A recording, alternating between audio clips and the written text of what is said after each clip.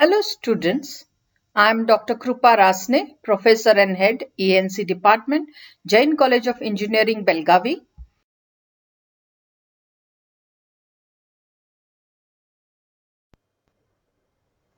So now let us continue with the module 3 and we refer to the same textbook Mohammad H. Rashid, Power Electronics and Circuits, Devices and Applications.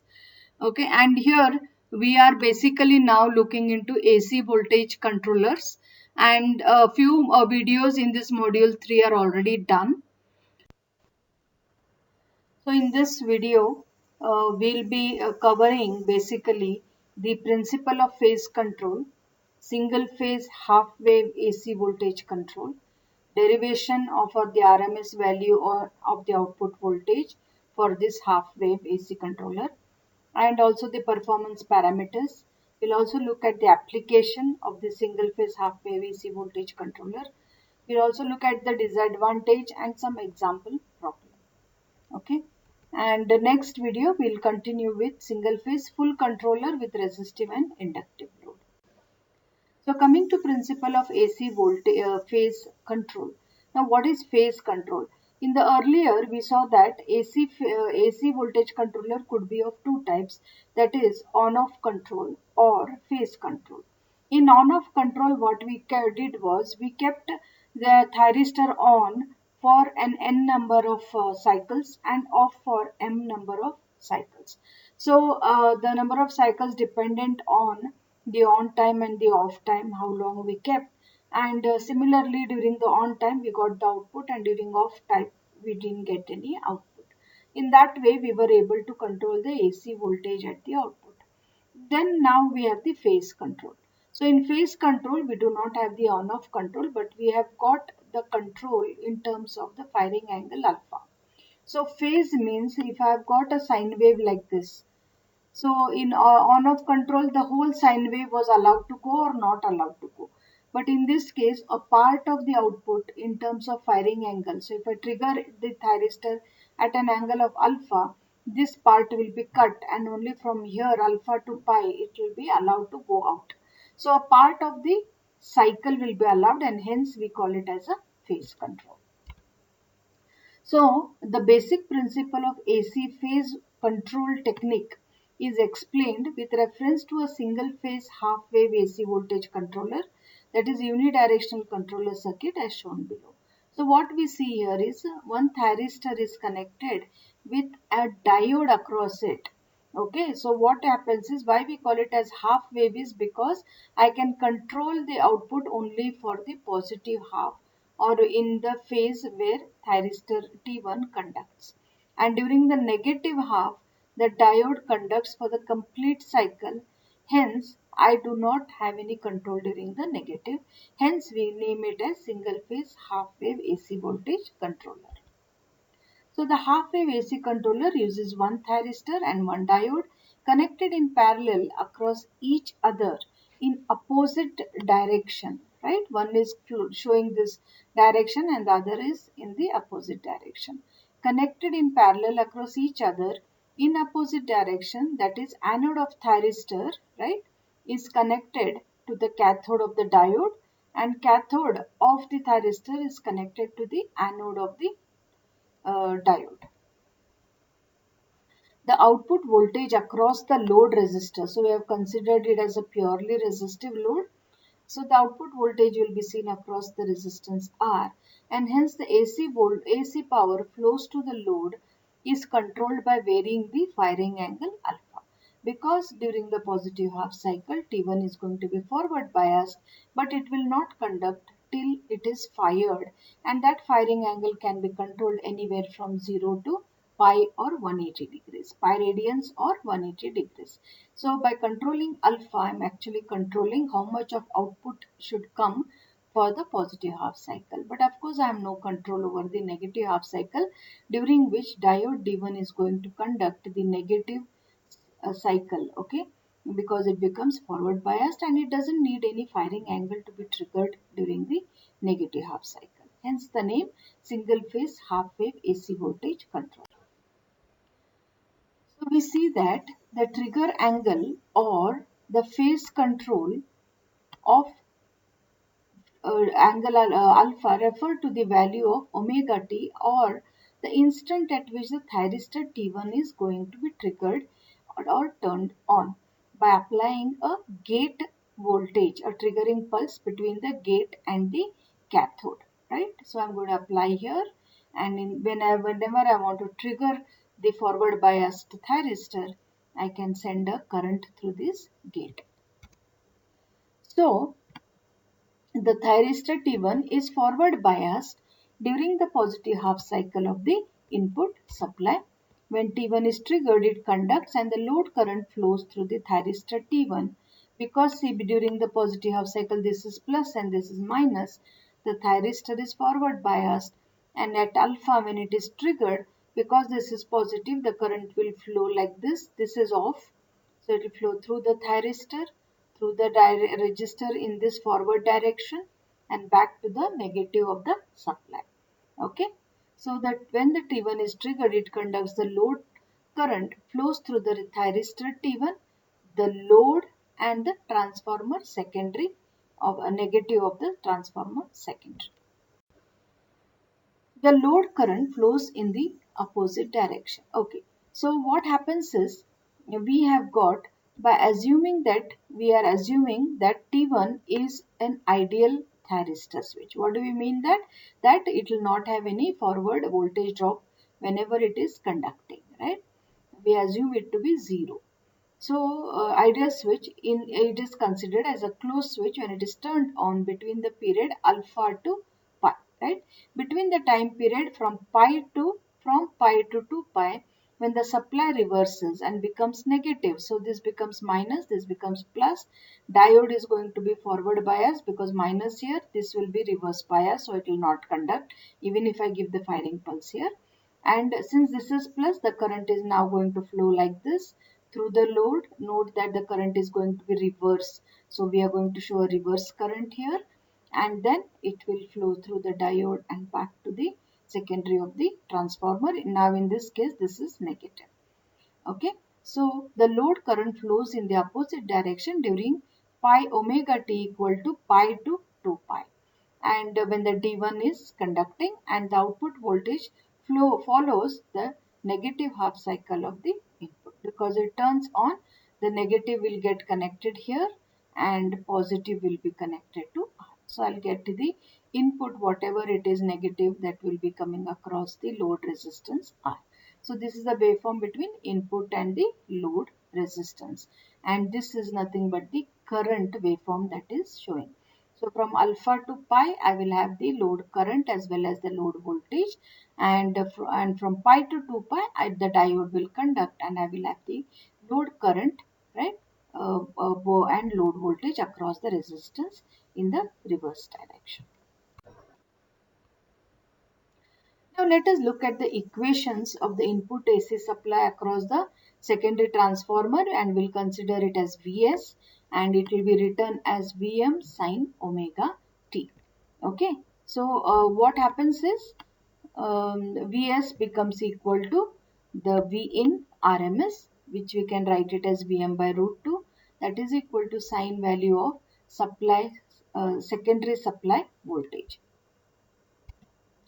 So the output load voltage can be written as V0 is equal to VL equal to 0 for omega t equal to 0 to alpha, because thyristor T1, though it is forward biased, it will not conduct from 0 to alpha. So the load voltage is going to be 0 since no load current flows through the resistance, load resistance. So V0 is equal to Vm sin omega t. But when omega t reaches alpha, from alpha to 2 pi, you are going to have the output same as input, that is Vm sin omega t. So that is the load voltage, and output load current, we know that I0 can be written as V0 upon RL. So whatever V0 we have calculated it, divided by RL, I will get the output load current, which is equal to Vm sin omega t, right, upon RL from alpha omega t equal to alpha to 2 pi only. And other times the current is going, load current is going to be 0 from 0 to alpha, right? So let us derive an expression for RMS output voltage V naught RMS. So what is V naught RMS? We know it is a root mean square. So obviously I'll have a square term Vm squared sine squared omega t inside the integration as we have done earlier. And here the voltage will be from alpha to 2 pi. And of course 1 upon 2 pi because we have a single cycle in that period. And again we are going to bring this Vm squared outside here. And sine squared becomes 1 minus cos 2 omega t by 2. So separate these integrations. So separating it, I'll be getting Vm squared. Bring this 2 outside. It becomes 4 pi. Inside, we have got 1 minus cos 2 omega t d omega t. We have done a very similar execution, except we know that the limits have to be put between alpha to 2 pi in this case. So this becomes omega t from alpha to 2 pi, and cos becomes minus sine 2 omega t by 2. Integrated it between the limits alpha and 2 pi, substituting the values inside. So omega t 2 pi minus alpha minus this becomes sine of 2 pi, 2 into 2 pi, right, upon 2. But we know that sine of 2 pi and multiples of 2 of 2 pi means it's going to be 0. Let's see what happens next. So what we can write is Vm upon 2 root pi equal to 2 pi minus alpha, that is substituted, minus we are going to write sine of 4 pi by 2 minus sine of 2 alpha by 2, and we know sine of 4 pi is equal to 0, right? So continuing with the derivation, what we find is V naught RMS is Vm upon 2 into root of pi, and under the root sign we can write 2 pi minus alpha inside the bracket plus sine 2 alpha by 2 because sine of 4 pi becomes 0. So now Vm upon, okay, so this root 2 is brought out, okay, and we have got root 2 into root 2 of pi, right, and this pi, yeah, under the root sign 2 pi minus alpha plus sine of 2 alpha by 2. So Vm by root 2, right, I'm going to write it here, and I will be getting inside, I'll be getting this 1 upon 2 pi minus alpha plus sine 2, and some manipulation to get a proper value at the output. So continuing, I'll get V naught RMS is equal to Vm by root 2 is nothing but Vi RMS under the root sign 1 upon 2 pi minus alpha plus sine 2 alpha by 2. So V naught RMS is, this is same as input supply, under the root sign 1 by 2 pi, 2 inside the bracket 2 pi minus alpha plus sine 2 alpha by 2. So this is V naught RMS. Okay, and we know that Vs is nothing but the RMS supply input voltage across the secondary transformer winding. Output RMS voltage across the load is controlled by, so how do I control V naught RMS? I can control V naught RMS by changing the value of alpha, right, which can be controlled between 0 to pi. Next, I've rewritten V naught RMS as Vs into under the root sign 1 upon 2 pi minus alpha plus sine 2 alpha by 2. This is what we derived. But what we want to tell here is by using this expression V naught RMS, we can obtain the control characteristics, which is the plot of RMS output voltage V naught RMS versus the angle alpha. So what we'll do is we'll take a table and we'll plot what is the output voltage for different values of alpha. With that I can tell how we can control the output voltage by varying alpha. A typical control characteristics of a single phase half wave phase control AC controller is shown below. So you can see here it's a plot of, what we'll do is we are going to plot the first column would be of trigger angle alpha. In this case we are doing it in degrees. So we'll say alpha is at 0 degrees, and trigger angle alpha in radians also it will be 0. and V naught RMS, if I substitute in the formula which I gave you in the previous slide, it comes to Vs equal to Vm by root 2. Right? Now if I change like that, different values of alpha 30, 60, 90, 120, 150, 180, the corresponding alpha in radians would be pi by 6. Pi means 180. So 180 divided by 6, I'll get it as 30 degrees. So pi by 6, pi by 3 means 180 by 3. So it will be 60 degrees. Then pi by 2 is 90, 2 pi by 3 is 120, like that. I will put the radians here and simply remembering it, I'll just put pi by 6 here and just go on multiplying it 1, 2, 3, 4, 5, 6. So I'll be getting these values. This just to remember.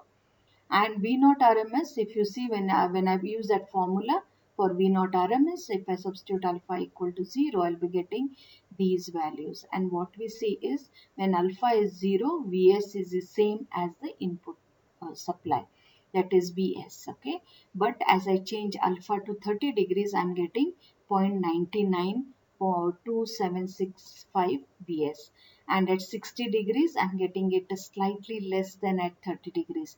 So what we are seeing is as alpha is increasing, and at alpha equal to 180 you are getting it as 0.707106 Vs. This is the last value of alpha that I can trigger. Beyond this I cannot.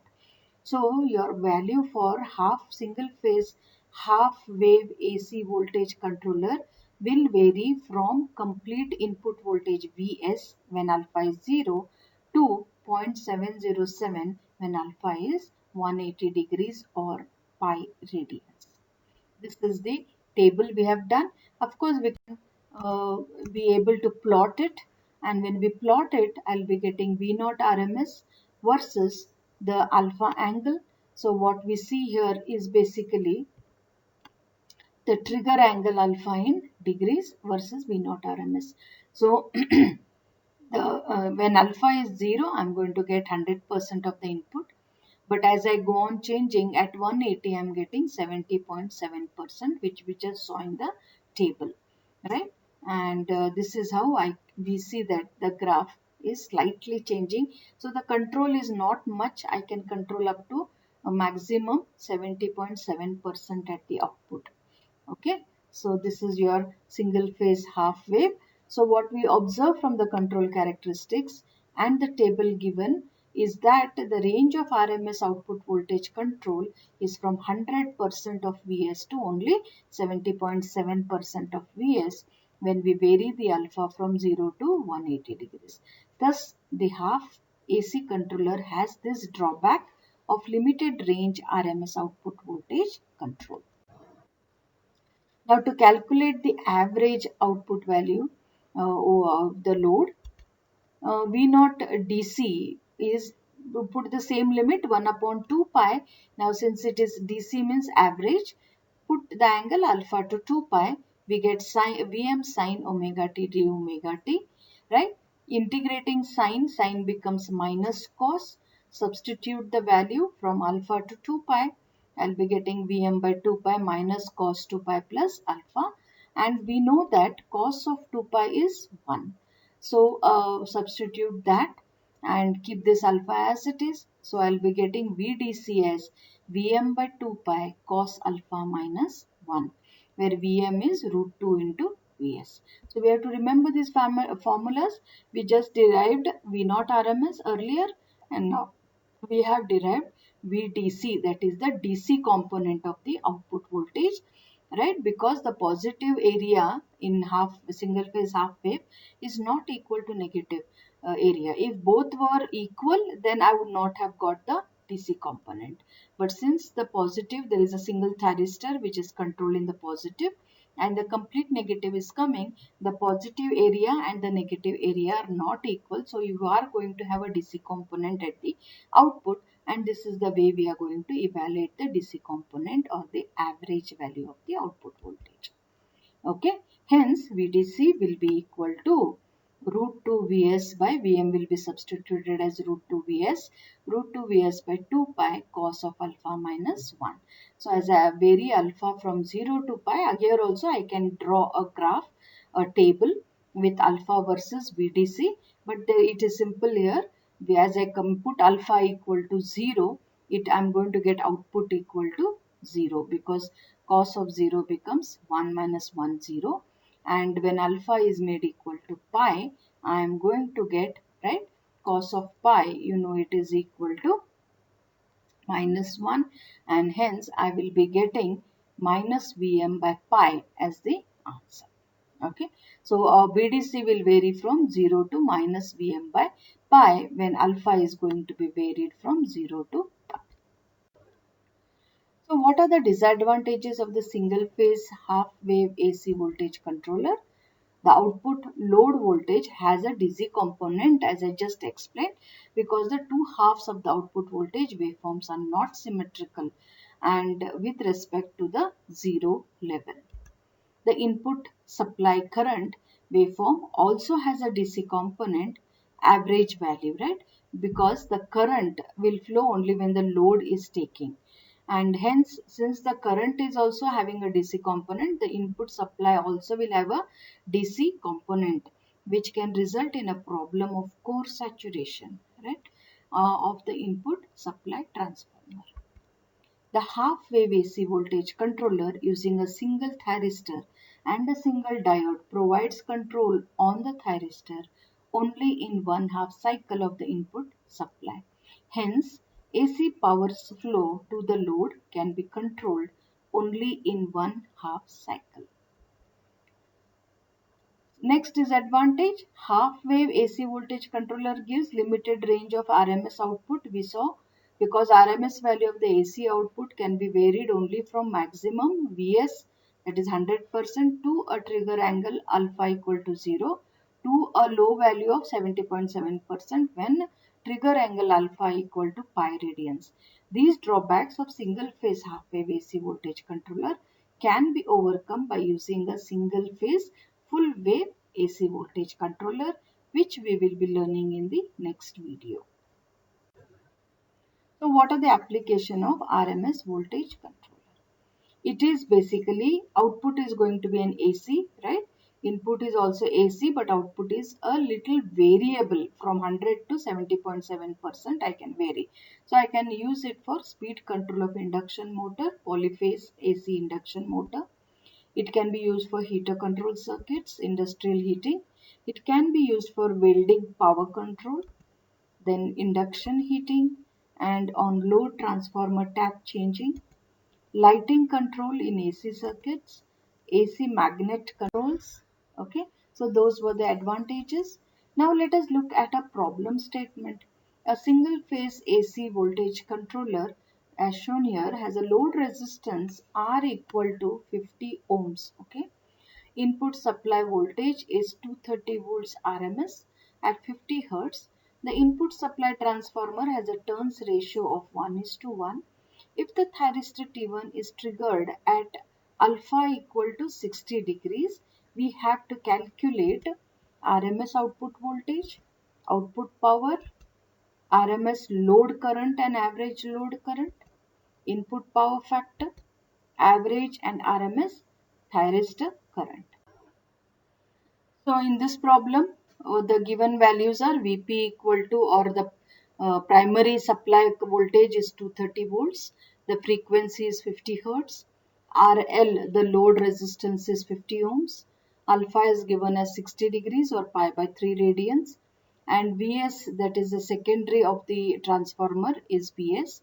So Vp upon Vs, that is the turns ratio, is given as the number of turns in the primary divided by number of turns in the secondary, and that is given as 1 by 1, 1:1, so it is equal to 1. This is given to us, and we know that primary is same as secondary because of 1:1 ratio, 230 volts. And let us calculate the RMS value of the output load voltage, which is, we have to use this formula that we have derived. We know that V naught RMS is equal to, under the root sign, 1 upon 2 pi integration alpha to 2 pi Vm squared sin squared omega t d omega t, and we obtained, after solving this, we got an value V naught RMS equal to Vs under the root sign 1 upon 2 pi 2 pi minus alpha inside the bracket plus sine 2 alpha by 2. So this was the formula. So let us substitute as alpha equal to 60 degrees. In this case 2 pi minus 60 degrees means pi by 3, right? And here, because this is a trigonometric function, please substitute alpha equal to pi by 3 means 120 degrees. So substituting these values pi by 3 and 120 here, I will solve it, right? And I will be getting V naught RMS equal to 218.47. Please, all of you calculate it using your calcs, because you have to become familiar with the degrees and radians in the calculator. Otherwise, your answers will come out wrong. Similarly, we know that load current can be found by V naught RMS upon RL. So substitute this V naught RMS divided by RL we know as 50, and I should be getting 4.3693 amps. Similarly, the output load power can be evaluated as I naught RMS squared into RL, right? And I'll get around 0.954, right? This kind of kilowatts. Coming to input power factor, power factor is nothing but output power upon input power. So output power we know is V naught into I naught, right? Input power is nothing but the secondary of the transformer into the supply secondary. And supply secondary is nothing but same as the load current. We know that current is drawn only when the load current flows. So the load current is same as the supply current. So we can substitute the values, right? Vs is 230 volts into 4.3 load current, and output power we have just found out, and we'll get it the power factor as 0.9498. Similarly, let us look at the average output load voltage. We have used this formula for deriving the output voltage, and with that we got it as V naught DC equal to Vm by 2 pi cos alpha minus 1. So let us substitute. Vm is root 2 into 230 divided by 2 pi cos of 60 degrees minus 1. So if I solve this, I'll be getting the answer 25.88 volts. And average DC load current can be found by this voltage divided by the load resistance. And note that the load resistance or the load current has to be is negative, because the average value, the area covered in the negative is more because of the diode conducting completely from pi to 2 pi, right? So the current is more in the negative side than on the positive side. So the average value becomes negative. So in this basically video, we have looked into the principle of phase control, and in that particularly we have looked into single phase half wave AC voltage controller, wherein we have derived an expression for the output RMS value and also the average RMS value. We have seen other performance parameters like power factor, load current, right?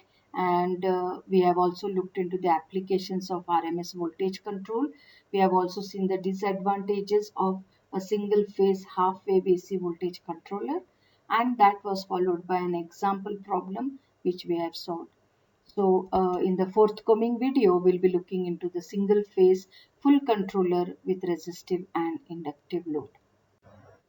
So I thank you for your patience and listening to this video. I hope you have understood the single phase half wave AC voltage controller, and if you have any questions, do get back to me. Thank you so much.